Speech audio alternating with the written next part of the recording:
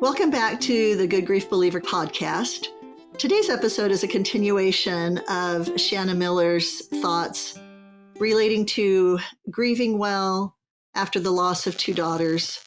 She's a poet and a writer, and she's going to share some of her creative insights with us in this episode.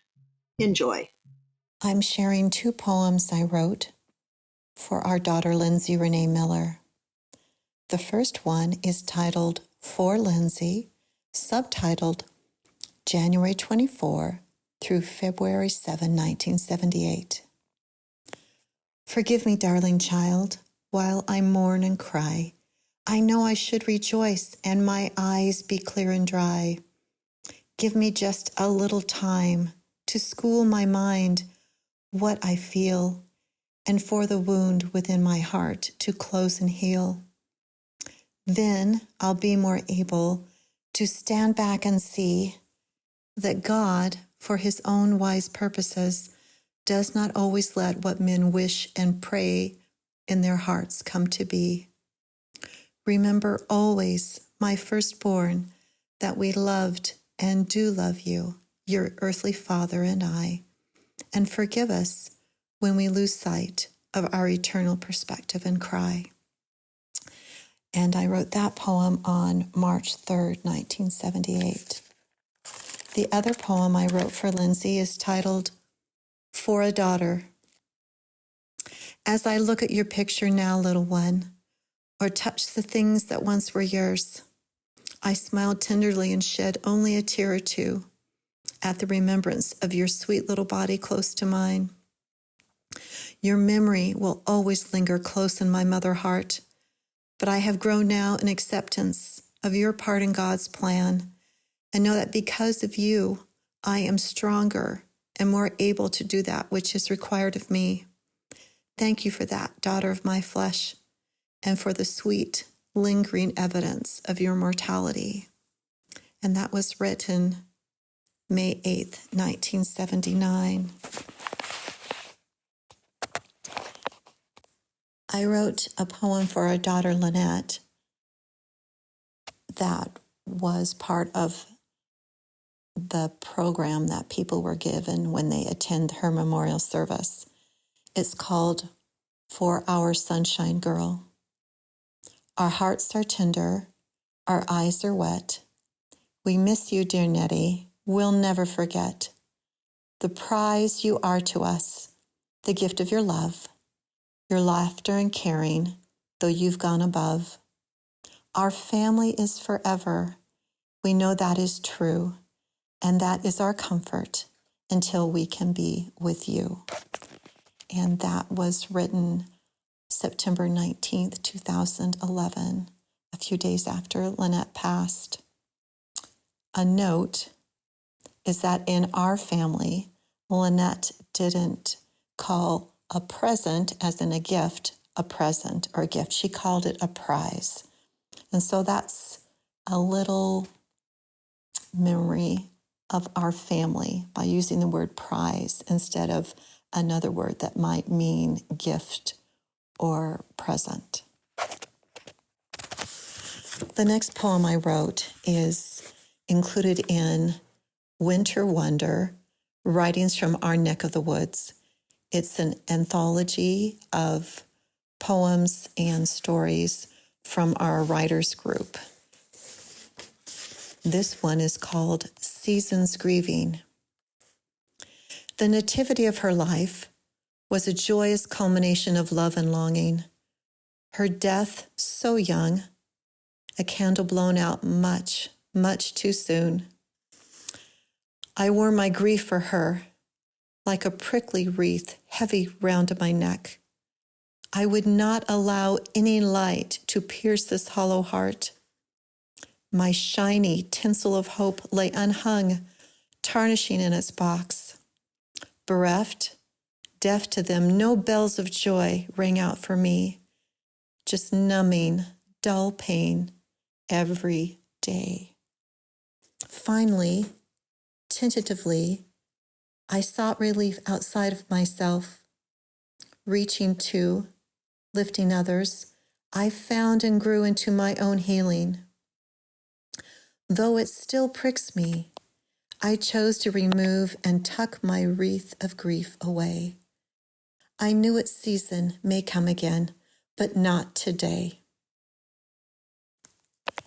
And some people that I've shared that poem with think that Seasons Grieving refers to our daughter, Lindsay, who died as an infant. Others that don't know about Lindsay think that maybe it is about Lynette. I think it's kind of about both of them for me. You asked that I share about LAFF Fest. Our daughter, Lorraine Miller, passed away on September 15th, 2011. She was 29 years old. Her birthday was just a little over 2 months later, November 17th. She would have been turning 30 on that birthday. We were still very much deep into our initial grieving for her death.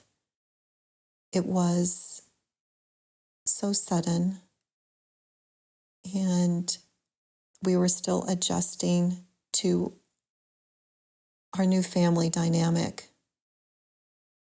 As it came closer for Lynette's birthday, we wanted to do something positive to remember her. And so our family, our children, and my husband and myself came up with the idea of LAFF Fest. And that is LAFF and fest, like a festival. The L stands for laughter. The A stands for art. The F represents film. And then the second F represents food. Those were all things that we enjoyed with Lynette and that Lynette enjoyed with others. What we did was send out by social media an invitation for Lynette's friends and for family and other friends to join with us in celebrating Lynette and to participate in something that brought them laughter, something with the arts, whether it be visual art or a play or the performing arts, and then to also maybe watch either a new movie or an old one, and finally with food. Lynette was a foodie, and she really enjoyed experimenting with new tastes, and food was always part of our family gatherings as well. So we asked people to participate in activities that reminded them of their time with Lynette, maybe that she shared with them, and then to post about them on social media or send us a text. And one of the other things we asked people to do was to wear some yellow, because yellow is Lynette's favorite color.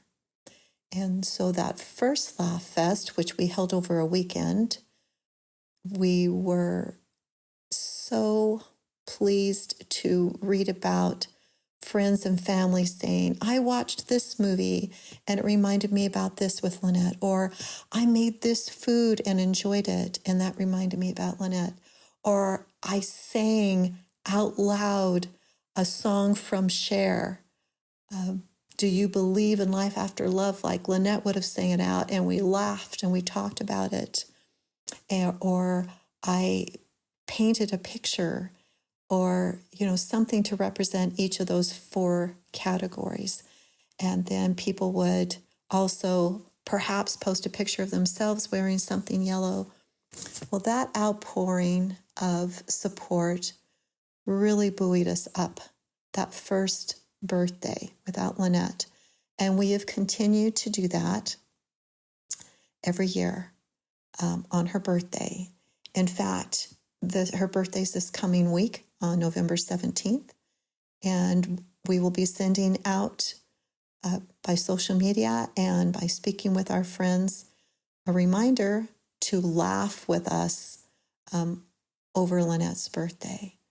That has been one thing that has been really healing for us, was to find a positive way of remembering Lynette.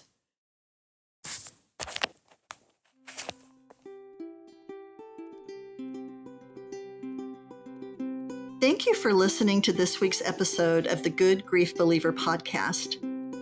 I believe we grieve better when we share our experiences with others. And I am always eager to hear from other people about their unique grief journey. Please contact me if you would be willing to share your perspective with me as a guest on the Good Grief Believer podcast by emailing me at goodgriefbeliever@gmail.com. That's GOODGRIEFBELIEVER @gmail.com. I look forward to hearing from you soon.